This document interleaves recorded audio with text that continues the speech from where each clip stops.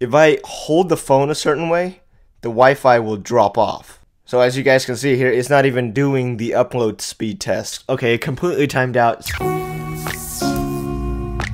Hey guys, what is going on? This is iAppleGeek, and another year we have another round of iPhones and another round of iPhone issues. Last year the iPhone X did experience some software problems as well as hardware issues.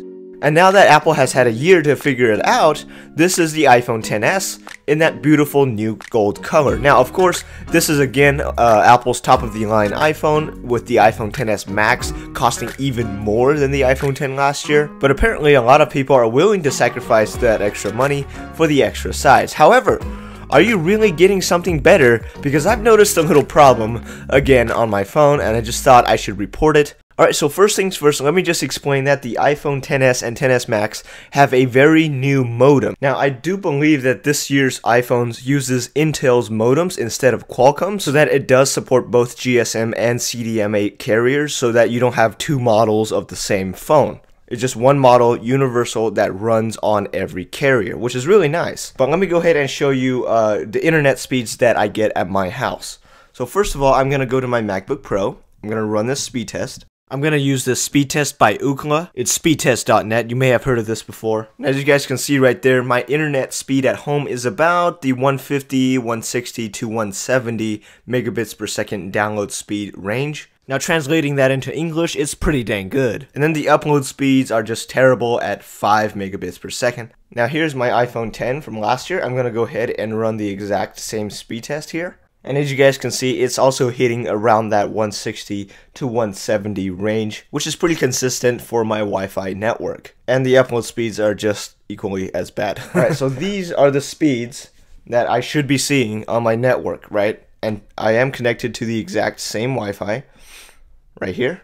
As you guys can see, that is my Wi-Fi network. And here on my iPhone XS, that is the exact same Wi-Fi network as well. Now, I'm going to run that speed test here and see what it gives me.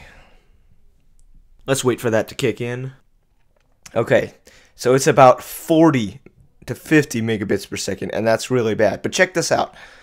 If I hold the phone a certain way, the Wi-Fi will drop off. It seems to hold the signal pretty well, but when it has to upload or reestablish the signal, it kind of drops off.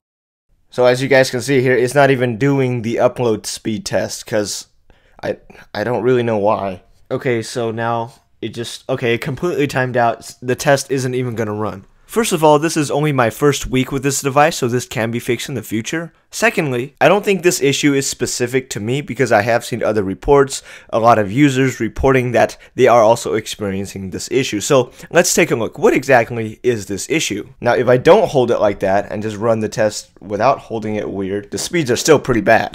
So right now I'm seeing about 20 download instead of the 170 that I should be seeing. Man, if you try to download a movie or something at this speed, you're going to be waiting. And I mean like LA traffic waiting. Now this can be a pretty big issue, because if you hold your phone a certain way, and like if you're watching a movie or something and it just keeps getting stuck, well, it's not really a Wi-Fi problem. You know, you might think it's the internet, but it's actually your phone, which I think is pretty dumb.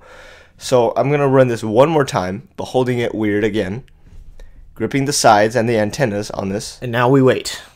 See what kind of speeds we get now. You know, the Jeopardy theme song would come in real handy right now. Too bad it's copyrighted. Nothing happens. That's really bad. And you get the error. Now, I know you might be thinking, well, there are new antennas on this, so if you do, like, grip them, obviously, you're going to interfere with the signal. That's kind of a given. You know, we've seen that with the iPhone 4 with AntennaGate. However, I don't think this really should be an issue. They've solved this since the iPhone 4. So let me just show you. Here on my iPhone X, the exact same speed test again, but with gripping it on the antennas as well. And it's actually getting pretty close to my average Wi-Fi speed.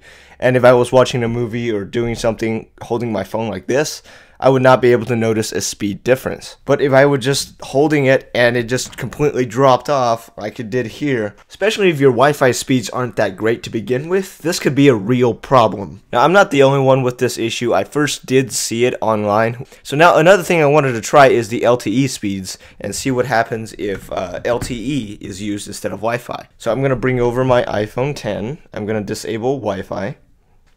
And then I'm going to go ahead and run an LTE speed test, because now I'm on the Verizon LTE network. I have 2 bars at my house, and here we go. So we have about 20 megabits per second download, and that's pretty normal for this network as well. Upload speeds are again horrendous at almost 2 megabits per second, but you know, it's LTE. Alright, so I'm gonna go ahead and switch out the SIM card for this. Gonna give it a moment to connect here. So let's go ahead and run that LTE speed test by turning off Wi-Fi. Hit go. Oh, that's not good. I expected better from an S model. I'm gonna go ahead and run it one more time to see if we can get a good baseline, because it might have been just trying to connect.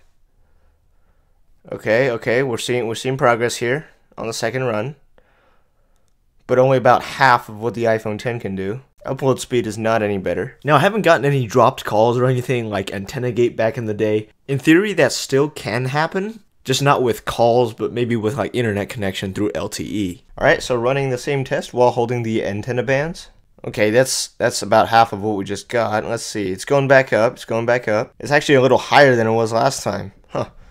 Okay, so it looks like only Wi-Fi is affected by the antenna band holding. Alright, just for the fun of it, let's go ahead and do one more Wi-Fi test here. Now, after a few more tests, I have come to the conclusion that the Wi-Fi speeds are just not consistent in day-to-day use. Like, sometimes it will go up to a certain speed and then jump right down, or sometimes it will just not connect at all. I'm not really sure what causes this. In some tests, I'm not even holding the phone weird, I'm just holding it as any normal person would, and it's still having these issues. I'm gonna see if I can take it back and report this to them. Maybe they can fix it. Maybe they can swap me out a new one. Now, if you already bought a XS, you can probably take it back to them. This should be covered under the warranty. So if it is just something wrong with your phone, or maybe if this is a more widespread issue, they will release a software update or issue a recall if it's a really, really big problem. Now, I'm pretty sure Apple can fix this. Now, I will be posting updates after I swap this phone out, so hopefully, maybe this is localized for me. If you guys want to see that, hit that subscribe button so you're always in the know. I also do have Twitter, so be sure you follow me there as well. But anyways, guys, what do you guys think about this issue? Should Apple have been more thorough with their testing of the internet modems? Let me know what you think in the comments. Do you think this is a big deal? And I will see you guys in the next one. Peace.